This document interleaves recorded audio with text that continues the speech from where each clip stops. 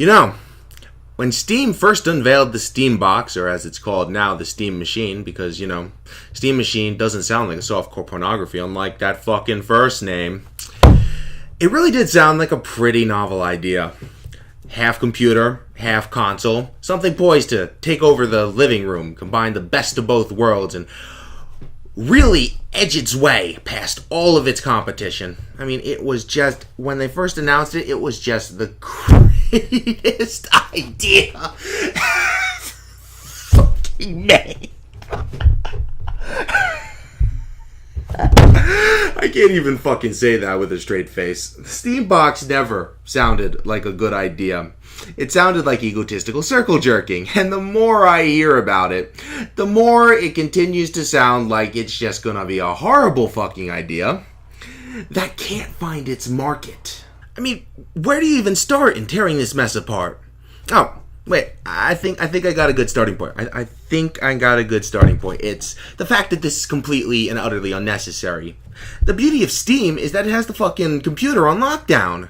That's where all indie developers try to get their game out, and it's got all the AAA titles right there. And your hardcore PC-ites, they have a $4,000 rig to run all this shit at the best and optimal level. So why the hell do they have to go out and drop more money just so they can hook it up to the fucking television? I'm pretty sure most PC gamers prefer a mouse and a keyboard to a controller anyway.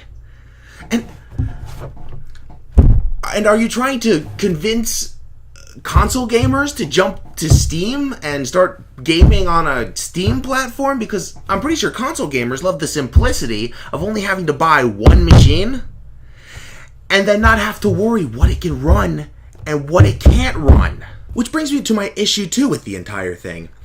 Here is a picture of the Alienware model of the Steam machine. Now, the Alienware model is the one that they're trying to place to compete with consoles. So basically, a lot of companies are thinking that it's going to be about $500. There's no price on it yet. But this is not the only Steam machine that's going to be coming out. There's going to be, you know what? Why don't I just cue a bunch of pictures? Just hold on a second.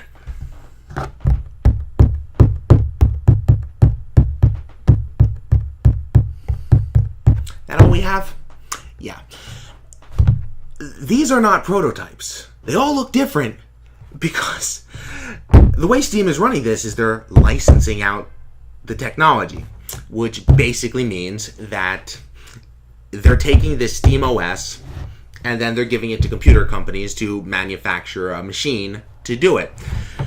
My problem with this is that if you care enough about mocking out a PC to the point that it can run games extremely well, then chances are you've already sunk about $4,000 or $5,000 into your PC to begin with. So why would you buy one of fucking these? Because at the low end, they're probably going to be about $500. At the high end, they're going to be about $6,000. Who wants to sink $6,000 into a computer that's not actually a computer? Especially since you've probably already got a computer that has about that amount of money sunk in if you're a hardcore PC gamer.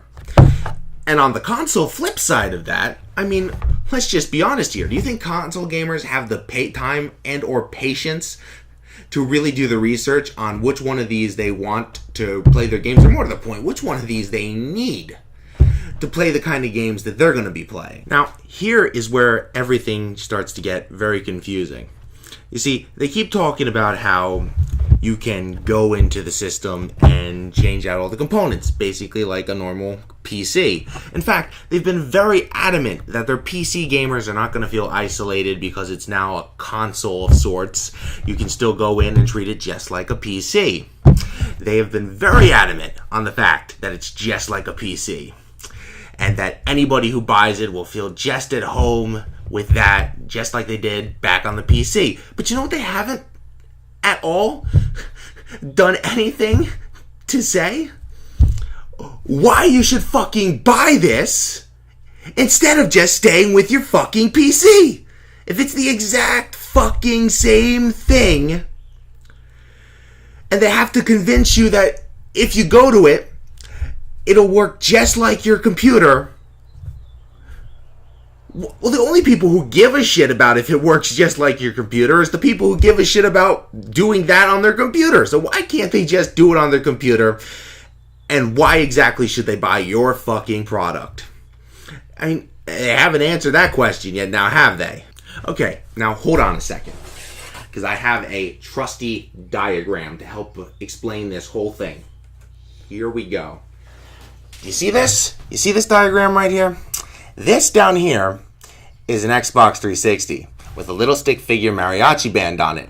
And over here is a computer. And is that the lead singer of the Japanese punk rock band The Pillows?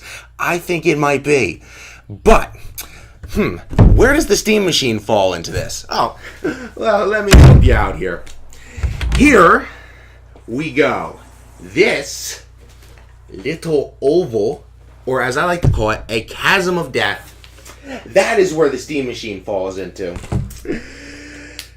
It's not quite a PC, it's not quite a console, and it's not even taking the best aspects of one or even both. So, that whole thing rounds me back to point one. Who the fuck is this even for?